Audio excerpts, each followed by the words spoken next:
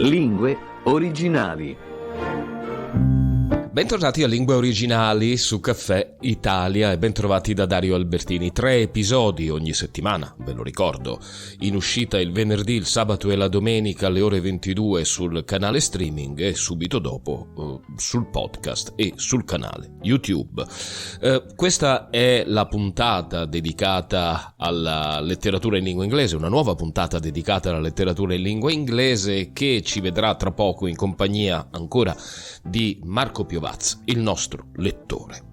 Nostro lettore che da un mese e mezzo ha iniziato a leggere Middle England di Jonathan Coe. Ho già dato dei cenni, ho definito per così dire il perimetro, no, della vicenda. È un romanzo, sì, ma è un romanzo che ci porta nella storia del Regno Unito, di Gran Bretagna e Irlanda, ma si sofferma più sulla regione dell'Inghilterra e delle Midlands, fra il 2010 e il 2018. È un vero e proprio spaccato della società inglese che Jonathan Coe, definito anche per questo romanzo uno scrittore, un narratore, un romanziere assolutamente geniale, ci offre. C'è la vita pubblica dell'Inghilterra che si avvicina alla Brexit, ci sono le Olimpiadi del 2012, ci sono gli scontri di piazza, ci sono le lobby, questo dal punto di vista del pubblico. E poi c'è la vita privata di questa famiglia dove le diverse opinioni politiche mettono addirittura in crisi un matrimonio. Ecco, io non voglio fare, come si dice, lo spoiler di Middle England, ma vi suggerisco di leggerlo in lingua italiana. È pubblicato in Italia da Feltrinelli, lo trovate o lo potete ordinare in tutte le librerie. Noi siamo a un nuovo estratto, ci avviciniamo all'ascolto di un nuovo estratto, ne abbiamo ancora 3 o 4, se ben ricordo, da proporvi ancora una volta dalla voce di Marco Piovaz, al quale cedo subito linea e microfono.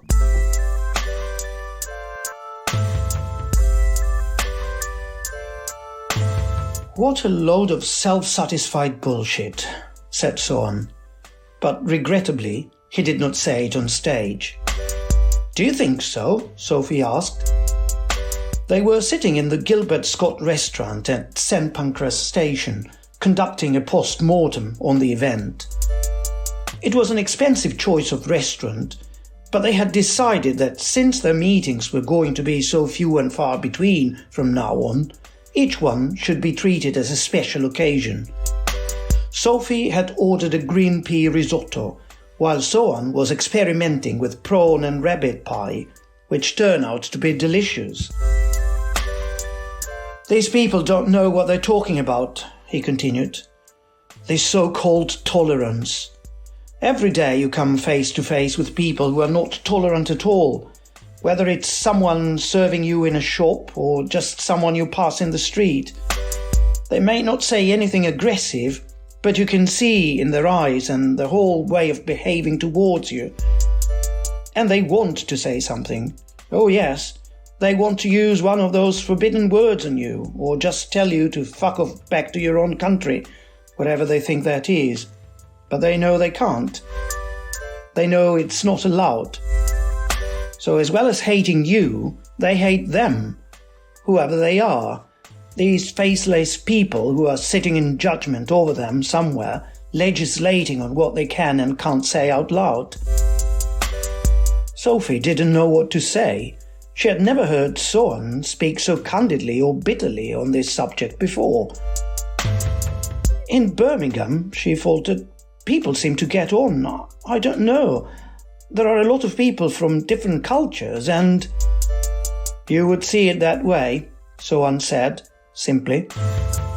but he had been looking forward to this dinner and wanted to keep the mood light. So he switched topic by picking up his phone, finding an image on Facebook and thrusting it towards her. By the way, what do you think? Sophie found herself looking at the face of a waxy young man as he gazed stoningly at the camera from behind his untidy desk. Who is it? One of my postgrad students. What about him?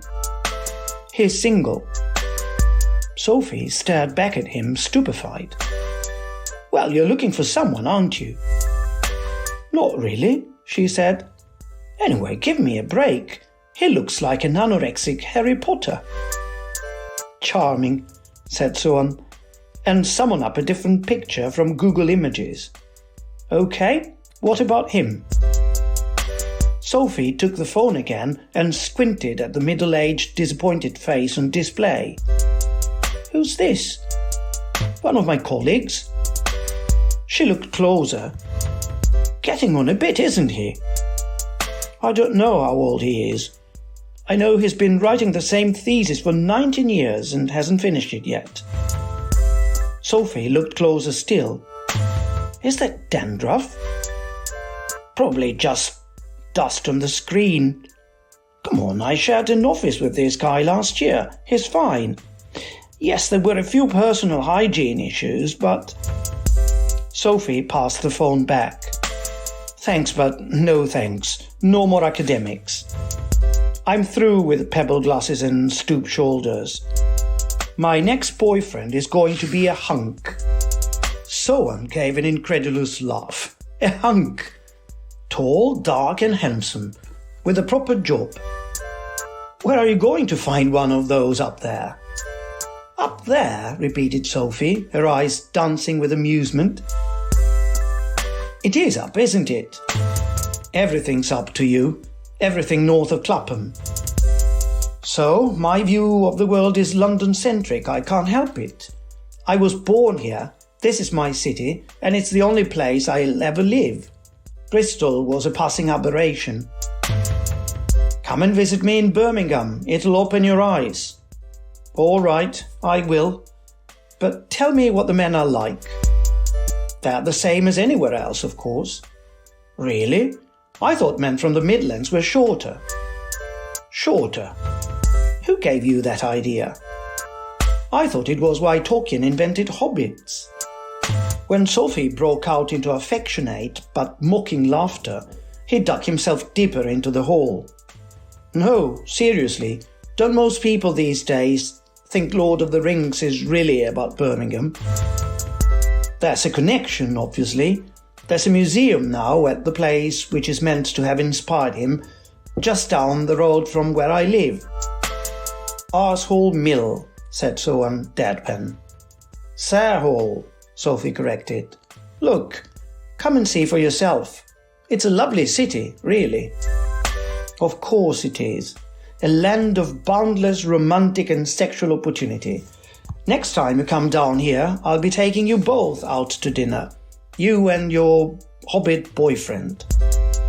With which words, he poured them both a final glass of wine, and they drank a toast. To Middle-earth and Middle England. Grazie a Marco Piovaz che ha letto per voi il sesto estratto dal romanzo Middle England di Jonathan Coe, che ricordo, l'ho detto anche in apertura, trovate in libreria in lingua italiana, pubblicato da Feltrinelli. Questa è Lingue Originali, un'idea di Barbara Marchand per suscitare curiosità nei confronti delle lingue straniere attraverso la letteratura, o se preferite un'occasione per fare un po' di pratica d'ascolto, o se preferite ancora, e delle lingue straniere, scusate l'espressione, un ve ne può fregà de meno, incuriosirvi su libri che per la gran parte dei casi sono pubblicati in lingua italiana, come questo Middle England di Jonathan Coe. Lingue Originali, dedicato alla letteratura inglese, tedesca e francese, rispettivamente, con Marco Piovaz, Nadia Meroni e Barbara Marchand, in streaming su Caffè Italia, il venerdì, il sabato e la domenica alle 22, sempre sul podcast e sul canale YouTube. Io sono Dario Albertini, grazie per l'ascolto, appuntamento al prossimo episodio con Lingue Originali.